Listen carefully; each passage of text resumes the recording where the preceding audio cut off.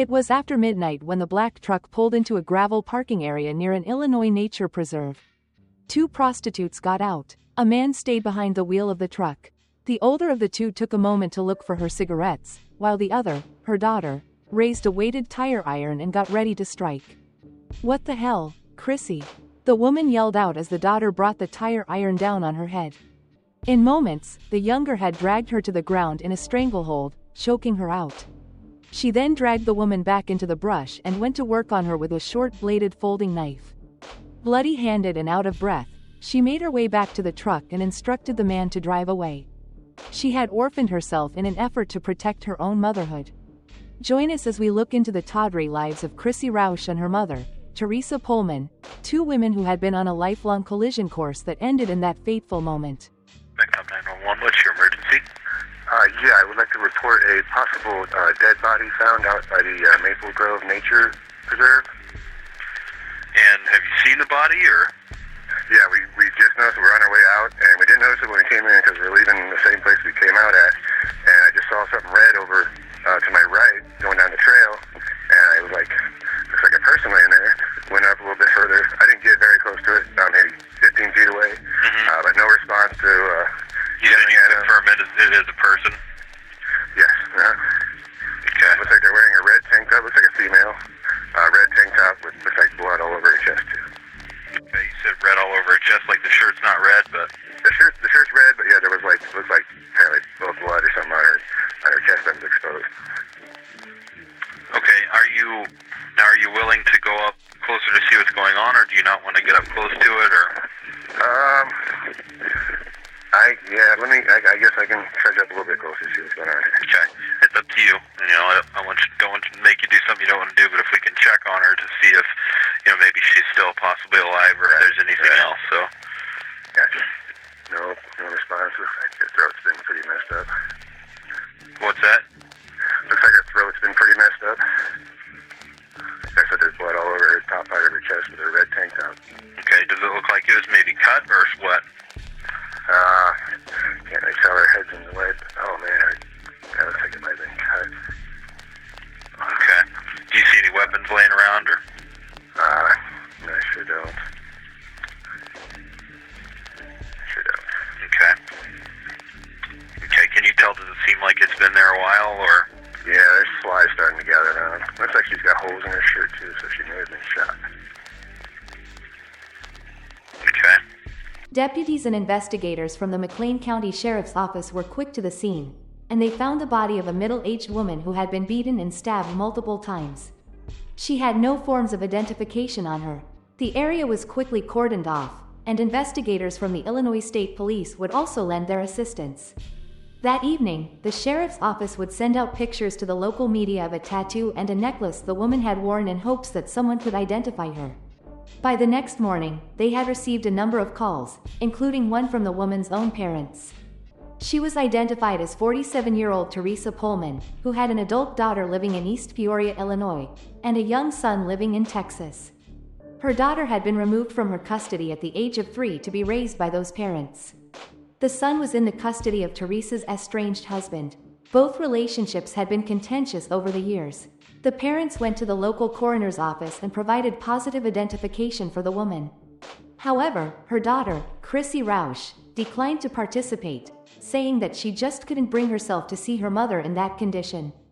Chrissy would be brought in for questioning on Wednesday, May 5th, after she called the sheriff's department and said that she had seen her mom the night before the murder. She laid out a story of the two women living in separate hotel rooms, drinking, doing drugs, and working as prostitutes. Detective Corey Beverly of the McLean County Sheriff's Office would conduct the interview. At this point, Christine was not a suspect in the case. So obviously something happened to your mom. You're aware of that, correct? That's why we're upset. Pretty kind of aware of that one. Okay. I know that you've been with your mom this past week. Could you just try it as hard as you can and walk me through how that all started, what's been going on? And like I said, I'm here to help you and to help her to figure out what happened. And I think you can help me out a lot because you've been there the last week. So how did this start? She came to Bloomington because the train station was here and she was going to drop my little brother off, but his father decided just to come get him, so she got a room at Red Roof. Okay. She made a page on Backpage with her face and everything. And so she had men coming in and they were not. They got her back on shit that she had just kind of clean off of. So she was smoking again, like, and there was, I don't know if it was heroin, but a little brown, like, ball, like, it was like chalk, almost like chalky, but she did say she had that. That night, she had a visit in Hayworth. She said she had a ride back. And me and her don't. I can't watch her drink and then she gets mad at me, so I couldn't handle it, so I had to just. And it was the 4th of July, I have the divorce papers, so I figured why not just. But other than that, we stopped at the gas station to get her cigarettes because she was freaking out, and then I was pretty much. That was it. She had a lot of men coming in and out of her room where she was going on visits. Okay. When was the last time you saw your mom? That we dropped her off. We dropped her off in Hayworth. At 2 a.m., 2:30, around midnight till 3, we were bringing her, but by then I was drinking and she was just telling me directions as to where to go. Christine still acts as if she doesn't know what happened to Teresa. We found her. No, I don't. Okay, on Sunday. I'm just trying to get a timeline. The detective then tries to come to an understanding of what brought Teresa to the area from Texas and why Chrissy was also there. My mom had not a lot of money, so I mean it had to have been bad, but she does this all the time. All the time. You know, it seems like just about every month they get into it and she takes off. There's this. Well, the guy, because I was mad, she wasn't answering her phone. She said she had a visit, she wasn't answering, so I went and I banged on her door, and some guy got very angry because he thought I was the cops, and like slammed her against the wall, started freaking out on her. When was that? About 4:30, 5 o'clock that day, so Saturday. So, okay, here, I'm going to stop you and just so I'm clear. So you dropped her off in Hayworth on a night, overnight one night. I don't know Bloomington, Hayworth. Okay, so a small town outside of Bloomington? Yes. And then that guy brought her back. Did he stay with her at the hotel? She said she had a ride back. She had a ride back. Who it was, that was the last time I saw her. The person that brought her back, did you see her actually get back? No. She never came back? No. And I was drinking. I was tired of babysitting.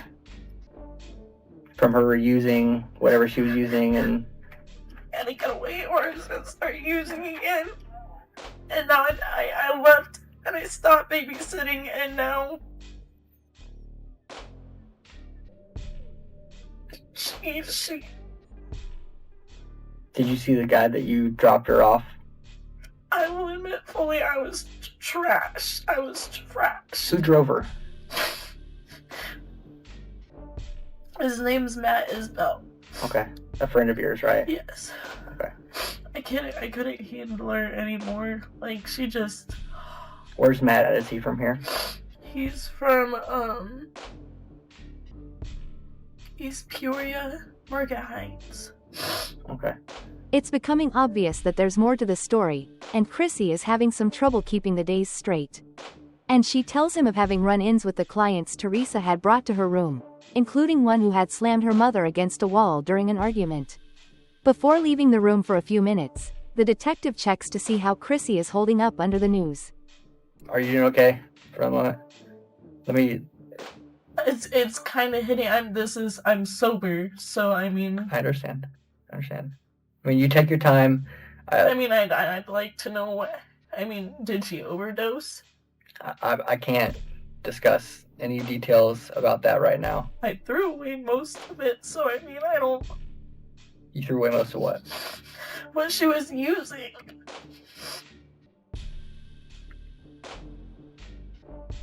I can't tell you any details about that right now. That's the coroner's office's job. In the room, when the detective comes back, Chrissy leads him through a story of what happened the night before Teresa's death. She and her friend Matt Isbell had taken her mom out to meet up with a client, but they had stopped at a gas station along the way to make some purchases.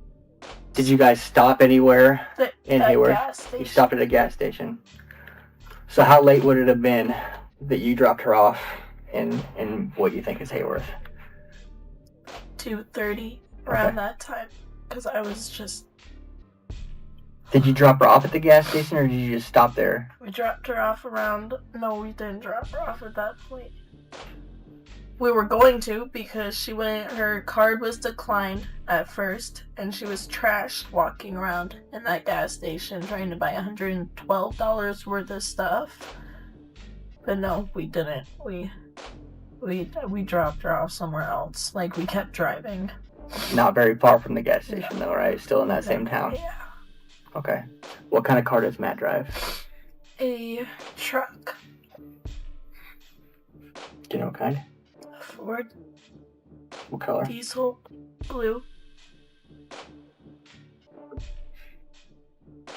Like light blue or dark blue? Dark blue. Is it a nice truck, or is it a It's a shitty truck? shitty truck. Okay. Do you think that you'd be able to show us where you dropped her off at? What about Matt? Do you think Matt would? Was he sober? Not. Well, No, he was not sober. Okay. We need to figure out I can't even where your tell mom which was at. gas station. I can't even see which gas station. I have no idea. Were you guys on your phone at all? Did your mom have her phone with her when you guys dropped her off? She had a phone. Okay.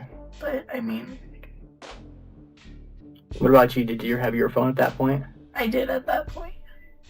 Do you remember the number of the phone that you had at that point? I will be on it. You can even ask my ex. I have been switching numbers. I know. What about Matt's phone? Did you ever use Matt's phone for anything? No.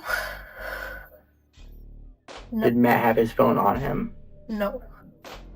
Because he might have broken it. It's an iPhone, so he shattered the glass, and every time he used it, it just kept cutting his finger. The detective would leave her alone in the room for a few minutes before returning to continue his questioning. He makes sure to reassure her that she is not a suspect. Just so you know, I'm not here to judge anybody. You're not in any trouble. I've been very honest with you and very clear that you're here to help me. Do I get answers? Because it is my fault. I left her. No, it's not your fault. Then Chrissy provides a bit more insight into both her mom's life and her own, including how they worked and lived, what kind of relationships they developed, and how their lifestyles sometimes got out of control. But her posting up on Backpage. And I assume that she started getting calls almost immediately after that went up. Because she had her face on there. So what's the significance of that? People know that she's a real person and it's not a fake page, or did you tell her she shouldn't put her face up there? Because you get people and someone had just been stabbed over there. Everywhere. Oh, in Bloomington. Yeah, it doesn't tell. Is this her first time that she's... She used to do it in Texas. That's why I was adopted. Okay. She doesn't work. She doesn't get a job. She doesn't do this, but she lives off of men Ford. I'll sleep with you if you give me a roof, food, money. Okay. Did you have online ads as well? Is that how kind of you did things also? I need to figure out why you were there, why your mom came, kind of how everything... She follows me. I used to take care of her. Because you guys lived together in Morton for a little while before she ended up having to go back to prison. Heavily. And I try not to get her so she's not. I don't want her going back, and I try to have a relationship with her. Okay. Do you have a drug problem also? I used to have a very bad addiction to H and Coke, and she was bringing it back in. I could not. That's why she hadn't been answering her phone yet, so I figured she wasn't back yet. I wanted to leave before she got back because I didn't want to explain. No, I completely understand. And then Detective Beverly brings her back to the events of that night, when Teresa was killed. When she inadvertently makes a statement that could be tied directly to a piece of evidence that would be found at the crime scene. And then, did you, right when you got off the freeway, is that where the gas station was? Pretty sure, yes, because she was about to jump out of the truck to get a cigarette. Okay. And then I went in and I bought a Black and Mild, so...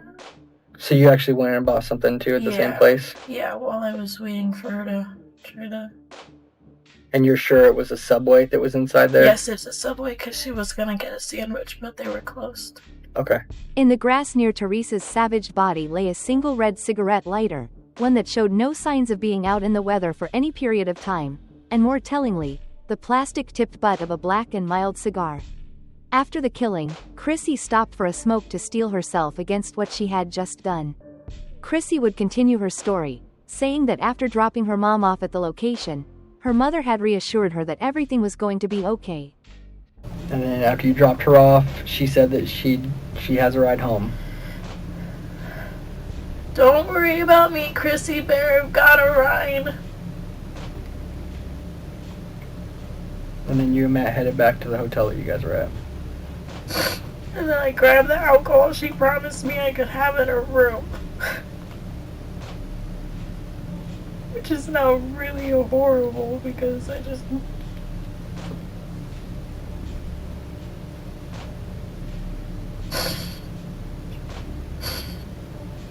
But she doesn't even like Crown, and she got that bottle for me. I'd like you to let me know where you're at, just in case you're not in any trouble. I can't say that enough. But I think that of anybody, you're going to be the one that's going to be able to help me the most, because you spent the most time with your mom, okay? You don't think it was selfish that I left her, right? No, I mean, it sounds like you put up with a lot while you were there. And it sounds like she was... You know, it's possible that if what was going on continued, she might have drug you into a part of your life that you didn't want to go back to. So, I mean, it's easy to look at a situation from, the future and look back and say, I wish I would have done this differently, but we aren't all afforded that privilege, so... The interview would end soon after, with Chrissy saying that she really had nothing else to say. Detective Beverly, though, would give her one last chance to come clean as evidence outside of the interview room started coming together. I can't really say no that right. I know, and you don't have to. I understand. Everything you've told me has been the truth to the best of your knowledge, is that correct? While family members, especially those with strained relationships, are oftentimes suspects in murder cases, the sheriff's department was still operating at the time of the questioning that Chrissy wasn't connected. While her interview would place her at the scene of the crime, tell of a difficult week between the two, and provide one piece of linking evidence, there was something else that had come up, not during the interview but before it. Chrissy was living in East Peoria at the time and did not have her own transportation. So members of the McLean County Sheriff's Office had to come and get her and then take her back when they were done. On the ride to the sheriff's office, Chrissy sat in the front passenger seat while Detective Morgan Trickett sat in the back seat directly behind the young woman. In her police report of the incident, Detective Trickett said she noticed scratch-like cuts on the base of Chrissy's neck on the left side. A small cut on Chrissy's right-hand little finger would also be noticed, and that cut would be explained later that day as Matthew Isbell was brought in for questioning. Matt, just 20 years old at the time, was a friend of Chrissy, although apparently a very close one. The two drank together and smoked weed, but according to him, they did not have a sexual relationship. During an interview with Deputy Dave Fritz, Matt would say that he had traveled to hang out with Chrissy on the night before Teresa was killed. He had rented his own separate hotel room away from where the two were working and had shown up because Chrissy had the night off. And then, during the interview, Matt did the unexpected. At first, Matt told the deputy that he had driven Chrissy and Teresa to the site that night and dropped them off. Since they were there so Teresa could be picked up and head off to a party, he didn't want to stay around, so he drove around for a bit before coming back. When he did, only Chrissy was there, as he expected. He then said that he drove back to the Days Inn motel, where they grabbed a bottle of Crown Royal from Teresa's room number 423, before going back to his room to drink. When asked why there were inconsistencies between his story and Chrissy's, Matt just completely broke down and told the grisly tale of what had happened that night. Chrissy stabbed her mom, and Matt began. He explained that earlier in the weekend, Teresa had said that because Chrissy had gotten her sent back to jail for a probation violation 2 years earlier. Now, Teresa was going to tell the police about how Chrissy had been working as a prostitute. Chrissy, at the time, had been fighting to regain custody of her 2-year-old daughter. This kind of information would mean there would be no way she would be able to get her own child back. It would end up mirroring the situation that had happened to Teresa when Chrissy was just 3 years old. Matt said that the location they had taken Teresa to had been given to Chrissy by her pimp and was a place he had used, allegedly, to dump bodies in the past.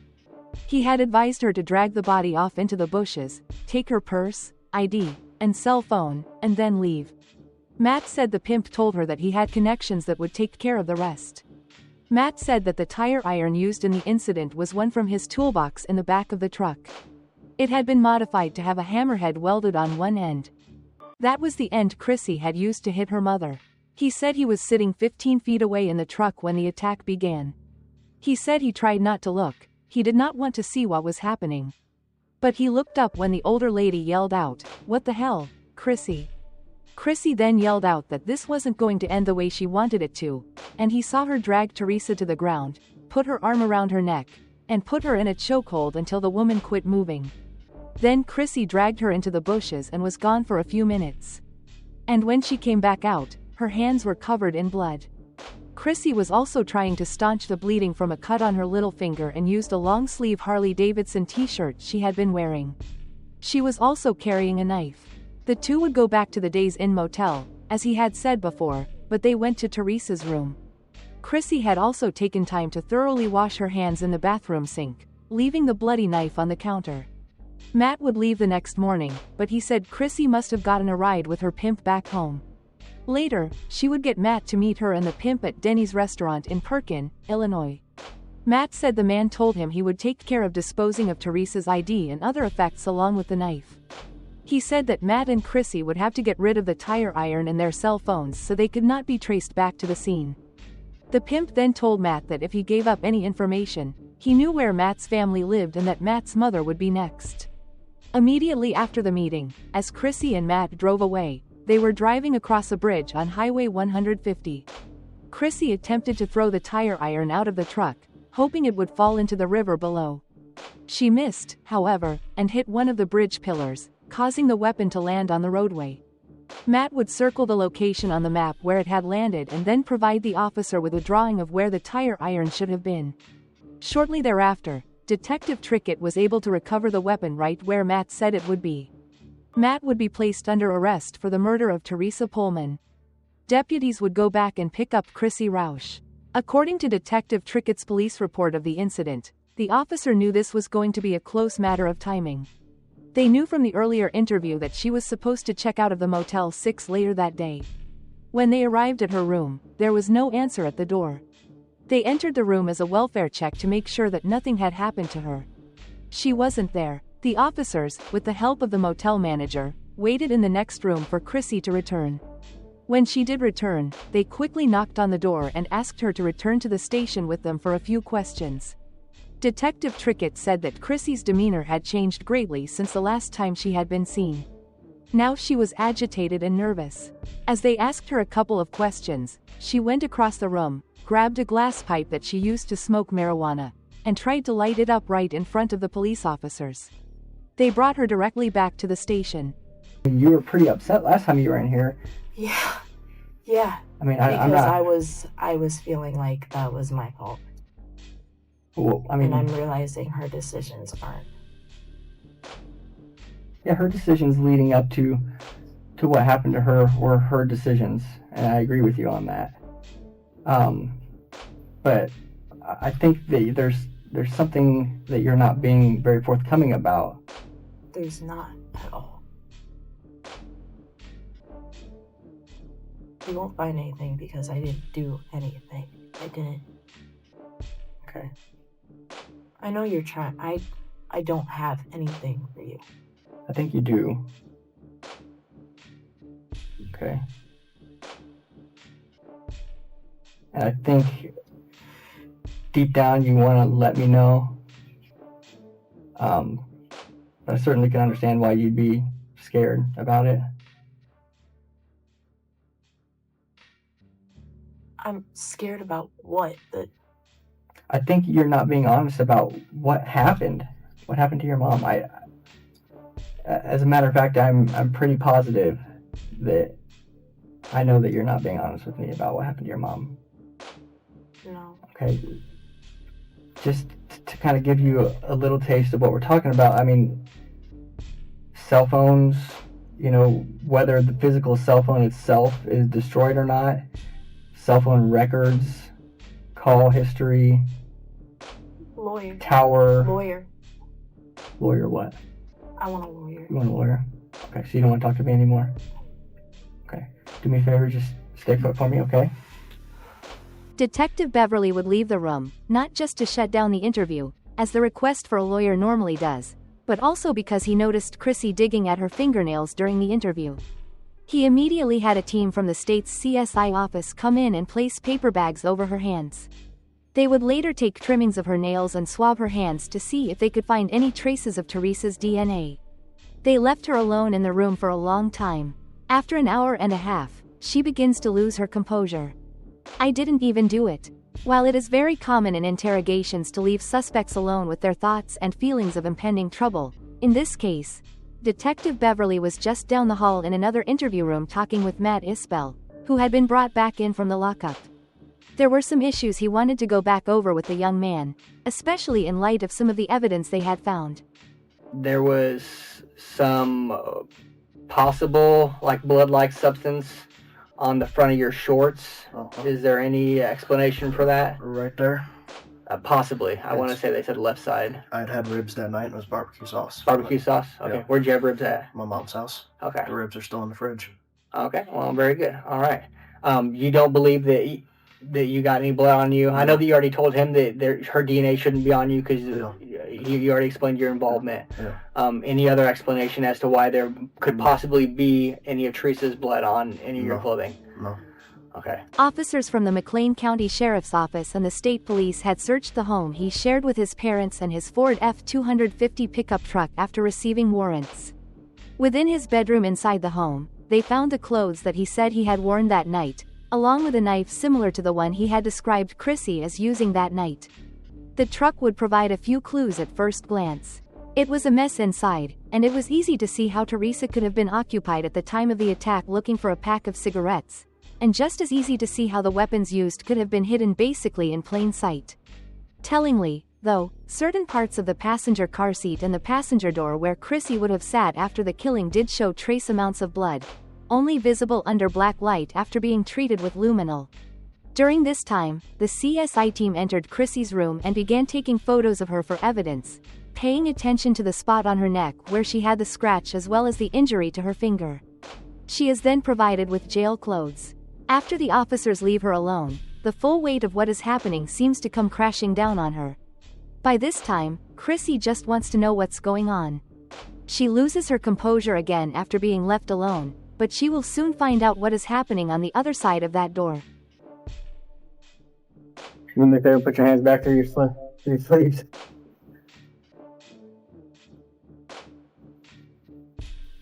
And you just stand up, turn around, put your hands right behind your back. You're being placed under arrest for murder. Both Chrissy and Matt would be booked on charges of first-degree murder in the death of Teresa Poehlman. A search of Teresa's motel room on the day her body was found turned up a number of pieces of evidence, including a small plastic-wrapped ball of heroin, cell phone boxes, and even traces of blood in and around the sink where Chrissy had allegedly washed her hands after the killing. The evidence links up squarely with the stories that have been told by Matt and Chrissy. The coroner's report would list out a litany of damage done to Teresa. Within, it detailed a blunt trauma injury to her head, evidence of strangulation that led to death, over a dozen stabs and slashes to her neck and throat, and another 12 stabs to the woman's chest. Chrissy would plead guilty to first-degree murder in December of 2018. She would be sentenced to 40 years, a term the judge defended by stating that even though there were mitigating circumstances and letters of support stating that many felt she could be rehabilitated, the very cold, calculated, and brutal nature of the crime demands that a sentence be imposed that is significant. Matthew Isbell would plead guilty to second-degree murder the following July and would receive a 12-year sentence for his part in the killing. While the man alleged to be Chrissy's pimp was named in the interview process, he was interviewed by local law enforcement, and they were unable to tie any charges to him. His alibi and the police reasoning for not further investigating were redacted from the records. In the end, Chrissy had been brought into this world and caught up in the chaotic whirlwind of her mother's life from the very beginning. Even though she was rescued from it by family members and given a new adoptive family, she would fall back into the chaos once again. Her life proved that some troubles might truly be inherited, and down deep inside, there was a part of her heart that could not be softened. And as her Facebook intro would attest, that part of her was very much something she embraced. Thank you for watching this episode. If you enjoyed the content, please like, share, and subscribe to our channel. Don't forget to hit the bell icon to get notified about our latest updates. Stay tuned for more gripping stories from the world of crime.